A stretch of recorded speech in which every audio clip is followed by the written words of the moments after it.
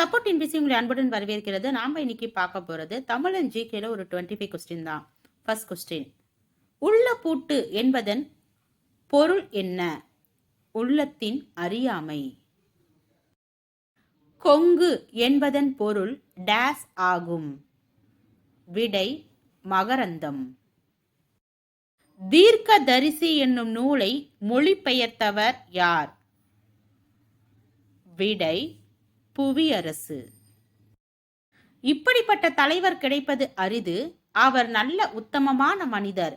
காயிதே மில்லத்தை பற்றி புகழ்ந்து கூறியவர் யார்?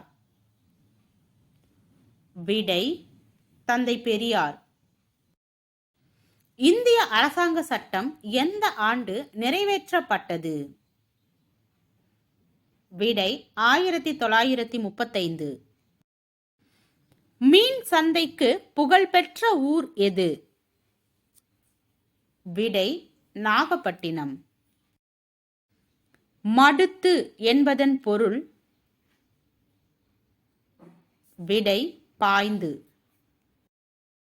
கைச்சிறகால் பார்ப்பொடுக்கும் கவ்வை உடைத்தரோ நச்சிலைவேல் கோக்கோதை நாடு என்ற முத்தொள்ளாயிர பாடல் அடிகள் எதை குறிக்கிறது? கோக்கோதை நாடு அப்படிங்கிறது எதை குறிக்குதுன்னு பார்த்தீங்கன்னா சேர நாட்டின் வளம்.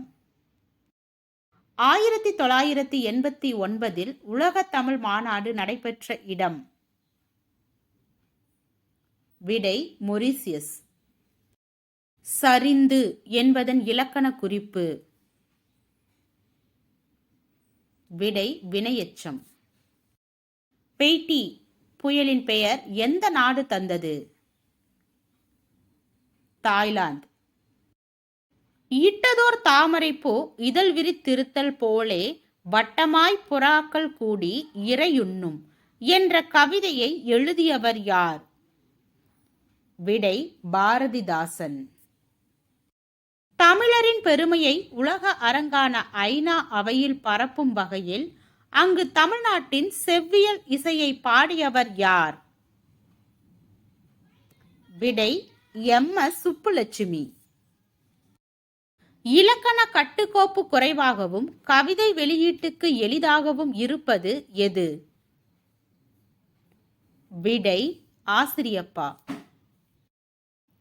ஆ முத்துலிங்கம் இலங்கை அரசின் சாகித்ய பரிசினை பெற்ற ஆண்டு என்ன? விடை 1999. தமிழகத்தில் உள்ள காஞ்சிபுரத்திற்கு வருகை தந்த சீன பயணி யார்? விடை யுவான் சுவாங்.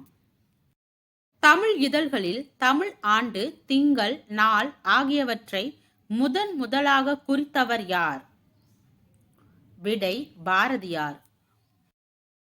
தீம் என்னும் சொல்லின் பொருள்? மார்க்கம்.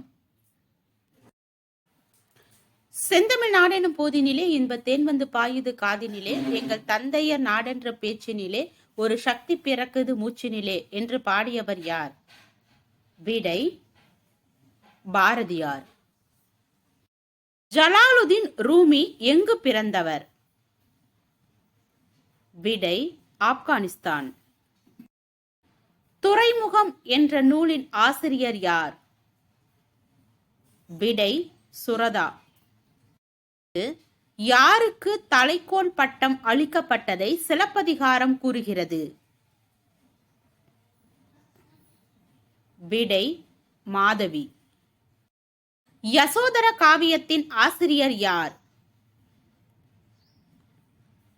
வெண்ணாவளூர் உடையார்வேல்.